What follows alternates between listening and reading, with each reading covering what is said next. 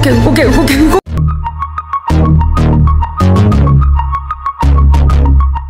Awal cerita dibuka seorang pelajar sekolah menengah bernama Ryo, yang menjadi korban tabrak tronton.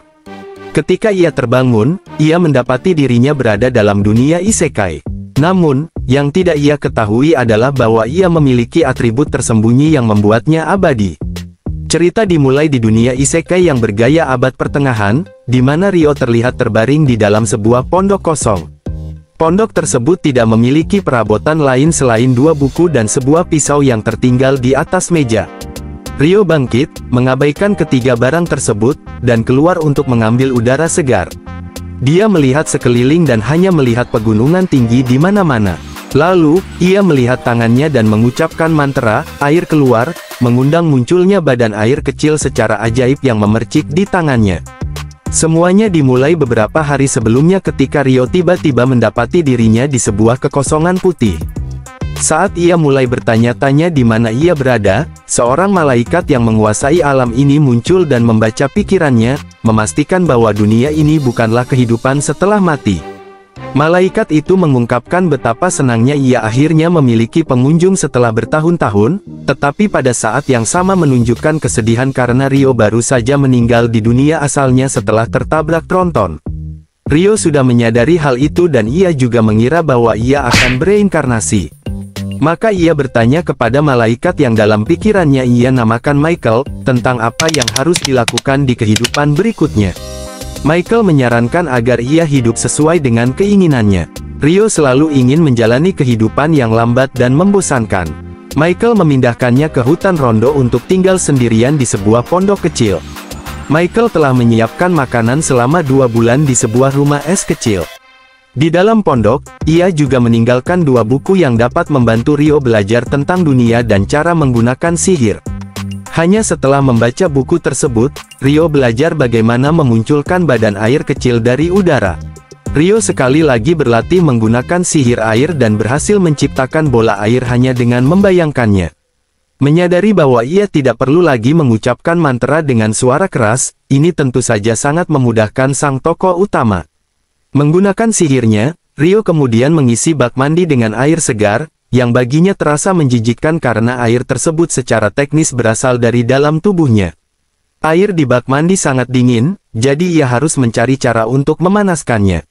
Ia bersiap-siap untuk menyalakan api menggunakan, tentu saja, teknik kuno yang paling tidak efisien yang dikenal umat manusia. Setelah beberapa kali gagal menyalakan api, ia menyerah dan bertanya-tanya apakah ada cara untuk mengakalinya dengan sihir. Menggunakan pelajaran kimia dari kehidupan sebelumnya, Ryo memisahkan hidrogen dari oksigen, yang menyebabkan air membeku menjadi es. Ia menggunakannya sebagai media untuk memfokuskan sinar matahari, menggunakan es seperti kaca pembesar, dan berhasil menyalakan api. Ryo akhirnya mendapatkan air panas dan menikmati mandi yang panjang dan santai. Ia menyadari bahwa ia dapat membuat air panas hanya dengan menggunakan sihir dengan menerapkan teknik yang sama dalam arah kebalikannya yang ia gunakan untuk membuat es. Sekarang, ia pergi untuk makan malam. Sambil makan, ia menyadari bahwa ia harus segera mulai berburu karena persediaan makanannya akan habis. Namun ia ragu karena jika ia pergi ke hutan, ia pasti akan bertemu monster, yang ia yakini tidak dapat ia kalahkan dengan pisau kecil yang ditinggalkan Michael padanya. Keesokan harinya, Ryo bekerja pada mantra serangan pertamanya, bola air, tetapi tidak memberikan kerusakan pada pohon target. Jadi, ia memodifikasi mantra tersebut, mempersempit bola air menjadi ukuran anak panah. Hanya setelah berjam-jam berlatih, ia berhasil membuka bentuk paling dasar dari mantra jet air, masih tidak memberikan kerusakan pada pohon target. Keesokan harinya, ia terus berusaha memperbaiki sihir esnya karena sihir airnya belum menunjukkan tanda-tanda efektivitas dalam pertempuran. Dengan hati-hati, ia menciptakan kristal es, tetapi gagal mengangkatnya karena memproyeksikan es tidak semudah air. Setelah beberapa jam berlatih, Ryo berhasil memanggil beberapa kristal es sekaligus, tetapi masih gagal meluncurkannya ke pohon. Meskipun demikian, karena waktu semakin mendesak, Ryo menggunakan cara lain, menjadikan kristal es sebagai ujung tombak dan berangkat ke hutan. Di dekat tepi sungai, ia menemukan beberapa kuarsa dan merasa senang karena kini ia bisa menggunakannya untuk menyalakan api jika semua mana yang ia punyai habis. Ia kemudian pergi mengumpulkan beberapa ramuan obat ketika monster bernama Laser Boar mengincarnya sebagai sasaran empuk. Babi itu langsung menyerangnya, tetapi karena ketakutan, Ryo terdiam dan tidak bisa bergerak, nyaris mengakhiri petualangannya di situ. Namun pada detik terakhir, pemikiran tentang kematian sekali lagi membantu dirinya melompat menghindar. Kali ini, ia memanfaatkan sihirnya, menjadikan tanah licin dengan mengubahnya menjadi es, menyebabkan babi tersebut terpeleset. Ia kemudian dengan cepat membuat beberapa stalaktit es muncul di depan babi, dan babi tersebut akhirnya tertusuk hingga kehilangan nyawanya. Ia pulang dan langsung mempelajari monster di dalam buku monster, dan tidak butuh waktu lama bagi Ryo untuk menyadari bahwa Laser Boar adalah yang terlemah di antara semua monster. Ia membaca halaman yang membahas tentang naga. Dan semua yang bisa dikatakan oleh buku itu adalah bahwa ketika ia melihat naga, ia harus berlari. Meskipun tidak ada harapan untuk bisa berlari lebih cepat darinya, ia pasti akan mati, tetapi setidaknya ia harus mencoba untuk melarikan diri. Ia membalik halaman berikutnya yang berbicara tentang Akuna. Untuk monster ini, ia bahkan tidak perlu berlari. Ia hanya perlu berdoa agar tidak menemuinya. Namun, seorang anak lelaki tidak bisa terlalu lama bertahan di dalam ruangan. Oleh karena itu, pada hari berikutnya, ia mempersiapkan diri dan keluar lagi. Hari dimulai dengan baik saat ia menemukan sebuah pohon yang berbuah.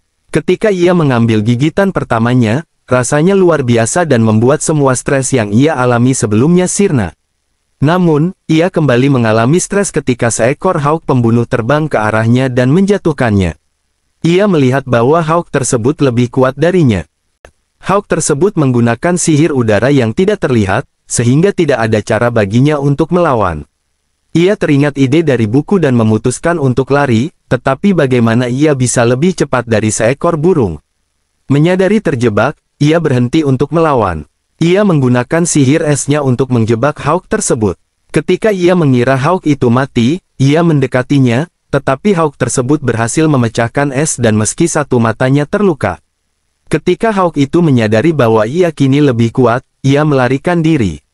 Ryo menghela napas dengan lega dan terjatuh ke tanah, mengeluhkan bahwa hidup lambat yang ia minta tidaklah lambat. Ia mencoba mencari jalan pulang, tetapi menyadari ia tersesat setelah melarikan diri dari hawk tersebut. Ketika ia menjelajahi hutan, ia melihat sesuatu yang menakutkan, yaitu dulahan. Makhluk ini tidak memiliki kepala, dan asap keluar dari lehernya. Dulahan tersebut sedang merawat kudanya. Namun, ia menemukan jalan pulang dengan selamat. Seiring berjalannya waktu, ia terus berlatih untuk menjadi lebih baik. Dari bertarung melawan beberapa monster hingga memancing, ia memberdayakan sihir esnya sedemikian rupa sehingga es yang ia buat kini bisa memotong gunung. Ia terus berusaha untuk lebih kuat dan pada titik ini, ia mulai beradaptasi dengan kehidupan barunya. Namun setiap malam, ia kembali ke tempat di mana ia menemui dulahan untuk bertarung bersamanya. Bukan karena ia ingin menang, tetapi mungkin karena itu membuatnya lebih kuat. Maka, bisa jadi dulahan bukanlah monster atau memang tidak ada di buku pemula. Setelah pertempuran gagal lainnya, ia mengakui bahwa satu-satunya alasan ia terus kembali adalah karena ia merasa dulahan ingin menjadikannya lebih kuat. Ia melihat bagaimana dulahan membuat pedang es. Dulahan itu mengarahkan pedangnya padanya, dan Ryo mengambil isyarat bahwa ia ingin Ryo memilikinya. Setelah menerima pedang tersebut, makhluk itu pergi dengan damai. Beberapa hari, atau mungkin minggu setelahnya, tenang bagi Ryo. Sampai kemudian ia berjumpa kembali dengan hawk pelindung yang dendam. Ia menyadari bahwa hawk itu kehilangan satu mata, sehingga ia langsung tahu bahwa itu adalah yang sama yang ia lawan sebelumnya. Hawk itu menyerang dengan sangat kuat sehingga Ryo mengerahkan dinding es 5 lapis, tetapi hawk tersebut dengan mudah menghancurkannya. Ia mengeluarkan dinding 10 lapis, dan hawk itu juga menghancurkannya. Ketika ia menggunakan icelancernya, hawk itu menerobos dan menyerangnya. Tongkat yang ia gunakan sebagai penyangga jatuh dan dalam gontok-gontokan itu, ia mengambil pedang yang diberikan dulahan dan menyerang hawk itu. Pedang itu berhasil. Hawk itu terjatuh, lalu datang menyerangnya lagi dengan kekuatan penuh, tetapi ia menggunakan pedang itu untuk menusuknya, dan hawk itu jatuh. Ia mendekati hawk tersebut dan merasa bahwa makhluk itu cukup gigih. Ia telah mengambil matanya lagi, dan ia tahu bahwa hawk ingin membalas dendam. Namun, bagi Ryo, melawan Hawk tersebut telah membuatnya lebih kuat. Oleh karena itu, ia mengucapkan terima kasih kepada Hawk itu. Ia juga mengakui bahwa Hawk itu berevolusi hanya untuk melawannya. Maka, ia memberikan rasa hormat terakhir dengan membiarkannya mati di tangannya. Ia mencabut pedangnya, dan Hawk itu pun mati. Setelah itu, ia melanjutkan perjalanannya, tanpa menyadari bahwa seekor naga sedang mendekatinya. Naga itu mendekatinya dan berbicara. Ia terkejut ketika bisa mendengar suara naga yang jelas. Naga itu juga merasa senang bahwa ia bisa menggunakan telepatinya lagi. Ia bertanya kepada Ryo apakah ia melihat Hawk yang berevolusi. Dan Ryo menjawab bahwa ia sudah membunuhnya. Naga itu penasaran bagaimana Ryo bisa memiliki kekuatan untuk melakukan itu. Maka, Ryo menunjukkan kepadanya pedang itu. Naga itu mengenalnya sebagai pedang Raja Peri dan bertanya apa yang dilakukan Ryo untuk menerima hadiah seperti itu. Namun, Ryo pun tidak tahu. Ketika sang naga selesai dengan pertanyaannya untuk Ryo, ia juga meminta beberapa pertanyaan. Mereka berbincang hingga larut malam sebelum naga itu berkata bahwa ia harus pergi. Sebelum pergi, Ryo memperkenalkan dirinya dan naga itu memperkenalkan dirinya dengan nama Luen. Ryo benar-benar menikmati kehidupannya yang baru ini. Begitu menyenangkannya sehingga malaikat yang menghidupkannya kembali memeriksa kembali lambangnya dan menyadari bahwa ia terlewat sesuatu yang penting. Ryo memiliki fitur tersembunyi dalam dunia baru ini yang tidak disadari oleh malaikat tersebut karena orang terakhir yang ia kirim ke sana tidak memiliki kekuatan yang sama. Itu adalah kekuatan muda abadi. Di tepi sungai, seorang anak laki-laki dengan rambut merah terletak di pasir. Cerita berlanjut ketika Raja Iblis meluncurkan invasi besar-besaran ke seluruh dunia. Invasi ini mengakibatkan kejatuhan banyak negara, termasuk Kekaisaran Gargan, yang memiliki populasi pejuang humanoid terbesar. Seiring manusia, elf, dan kurcaci perlahan-lahan terpojok dan menghadapi kepunahan, mereka dipaksa mengambil langkah-langkah putus asa. Mereka menggabungkan semua kekuatan mereka dan memperjuangkan Demon seakan tidak ada jalan keluar. Di antara mereka muncul pasukan bunuh diri yang berhasil menyusup ke dalam kastil Raja Iblis dalam usaha terakhir untuk membunuhnya setelah pertempuran yang panjang dan melelahkan yang menentukan nasib umat manusia. Hingga mereka menemukan sesuatu yang lebih mengerikan. Mereka menemukan seorang wanita yang terikat dalam rantai, dijaga oleh dua iblis yang sangat kuat. Salah satu pahlawan, Teron, sepertinya mengenali gadis yang dipenjara itu dan memutuskan untuk tetap tinggal, menginstruksikan kedua rekannya, Kyle dan Ursa, untuk pergi tanpa dirinya, dan mereka pun pergi sesuai arahan. Namun, dalam perjalanan keluar dari kastil, mereka memasuki sebuah ruangan di mana sebuah kristal merah misterius disimpan. Pahlawan laki-laki, Kyle, mulai mendekatinya ketika beberapa bola sihir menyerang dari atas. Meskipun ia berhasil memblok sebagian besar serangan dengan pedangnya, salah satu bola tersebut menghantamnya secara langsung, membuatnya tak berdaya. Saat itulah Ursa, rekan magenya, melangkah ke depan dan menggunakan sisa kekuatannya untuk melindunginya, mengorbankan dirinya untuk menyelamatkan nyawanya. Ketika Ursa menghilang menjadi kehampaan, penyerang bersayap yang misterius akhirnya muncul di depan Kyle. Dipenuhi kemarahan dan kesedihan, Kyle meluru maju dalam upaya nekat untuk membalas dendam. Namun meskipun ia berhasil mendaratkan serangannya tidak ada artinya. Iblis bersayap itu terus meluncurkan bulu beracun yang mematikan kepada Kyle, memberinya peluang untuk melawan. Roh pedangnya memberitahunya bahwa teknik yang digunakan iblis itu disebut eliminasi. Sebuah mantra tingkat tinggi yang tidak bisa diblokir yang menghancurkan semua yang dilaluinya.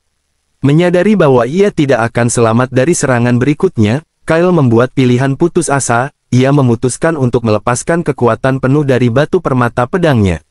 Roh pedang itu tidak keberatan, bersedia melakukan apapun untuk melindungi pemiliknya yang layak. Kyle mengaktifkan serangan ultimatumnya, melepaskan semua kekuatan batu permata dan menghantam iblis itu dengan semua kekuatannya. Bilahnya menusuk dan menembus musuh. Mengakhiri kehidupan iblis itu bersamaan dengan pedang tersebut. Keheningan menyelimuti dan Kyle menyadari bahwa ia adalah satu-satunya yang selamat dari pertempuran itu. Tanpa ada yang dapat diperjuangkan lagi, ia terjatuh ke tanah, siap menyerah. Namun, tiba-tiba saja, kristal merah tersebut mulai bersinar dengan liar. Merasakan bahaya, Kyle berusaha berdiri dengan sisa tenaga yang ia miliki dan berjalan menuju kristal untuk menghentikannya dari melakukan sesuatu yang bisa melukai umat manusia. Namun, begitu ia menyentuhnya, semuanya menjadi gelap. Ketika Kyle sadar kembali, ia mendapati dirinya terbaring di tempat tidurnya di kamar sendiri. Bagaimana mungkin ini terjadi? Mencari jawaban, ia berlari ke jendela dan melihat kotanya dari jauh. Kota yang seharusnya berada dalam kobaran api dan rata dengan tanah ternyata terlihat utuh. Air mata mengalir di pipinya, ia yakin ini pasti mimpi buruk yang kejam yang diciptakan oleh pikirannya. Kemudian pintu terbuka, teman masa kecilnya, Lisa, masuk dengan santainya, memberitahunya untuk turun ke bawah karena ia sudah terlalu lama tidur. Kyle menatapnya dengan tak percaya. Tentu saja, Lisa tidak paham apa yang terjadi. Ia mengira bahwa Kyle berperilaku aneh karena perutnya tidak enak dan mendekat untuk mengecek, hanya untuk ditarik Kyle ke dalam pelukan ketat, merasa senang bisa melihatnya hidup lagi. Lisa memerah dan bertanya apakah dia sedang mabuk atau apa. Ia mencoba menghindar, hanya untuk Kyle semakin mengeratkan pelukannya. Akibatnya, mereka terjatuh ke tempat tidur, membuat Kyle kebingungan.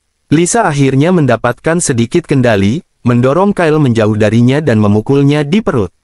Ia berteriak kepada Kyle, mengatakan bahwa apapun yang baru saja dia lakukan padanya, ia perlu waktu untuk memprosesnya dan harus mempersiapkan diri secara mental sebelum memberinya jawaban. Setelah berkata demikian, ia memanggil Kyle dengan sebutan ibuka dan berlari keluar dari kamarnya. Kyle masih memegangi perutnya karena rasa sakit, ia melihat sesuatu di bawah selimutnya, dan ketika ia mengangkatnya, ia menemukan kristal merah terletak di sana, membuatnya menyadari bahwa itu adalah kekuatan kristal yang membawanya kembali ke masa lalu sebelum invasi dimulai. Melihat ke cermin, Kyle menyadari bahwa kini ia jauh lebih muda daripada sebelumnya. Ia melihat tubuhnya dan menyadari bahwa ia tidak mengalami cedera, yang membuatnya percaya bahwa ini bukan mimpi. Ia melihat keluar jendela dan melihat tanah kembali normal. Dan karena Lisa, cinta sehidup sematinya, masih hidup, ia menyimpulkan bahwa ia telah dikirim kembali ke masa lalu. Pikiran ini membuatnya lebih memperhatikan batu sihir itu, namun ia meragukan bahwa itu memiliki kekuatan untuk mengirimnya ke masa lalu. Perutnya berbunyi karena lapar dan ia buru-buru keluar untuk mencari sesuatu untuk dimakan. Untungnya, ia disambut dengan meja makanan penuh yang telah disiapkan oleh Lisa. Melihat ini mengingatkannya pada saat-saat ketika Lisa selalu datang untuk membantunya dan ibunya memasak. Tanpa membuang-buang waktu, ia melahap semua makanan di meja. Saat itu, saudaranya Teron berjalan masuk ke ruang makan untuk sarapan. Namun, ia digagetkan oleh meja yang kosong seperti kepalanya. Pikiran tentang Kyle yang menghabiskan semuanya sendirian membuat Teron terkejut, tetapi ia memilih untuk mengabaikannya karena hari itu adalah hari ulang tahun Kyle. Di sisi lain, Kyle akhirnya menyadari bahwa ia telah kembali ke masa lalu. Namun, untuk mendapatkan jawaban, ia pergi menemui ibunya, karena ia selalu melakukan hal itu di kehidupan sebelumnya. Ibunya, seorang Archmage, menghabiskan waktu di perpustakaan bawah tanah mereka. Ia telah membaca sepanjang malam dan kehilangan jejak waktu. Mengabaikan fakta itu, ia melanjutkan untuk bertanya padanya. Ia percaya ibunya bisa memberinya jawaban. Saat itu, ia bertanya apakah ada mantra perjalanan waktu yang ada, dan ibunya mengungkapkan bahwa itu memang ada. Namun, sebelum ia merasa senang, ia memberitahu betapa langkanya mantra seperti itu. Selain itu, ia menginformasikan bahwa mantra tersebut tidak bisa digunakan karena membutuhkan jumlah energi sihir yang besar, yang bahkan tidak dimiliki oleh penyihir terkuat sekalipun. Pada saat itu, ia bertanya apakah ada barang sihir yang bisa menjadi katalis untuk menyimpan jumlah besar tenaga sihir, dan ibunya mengonfirmasi bahwa itu mungkin.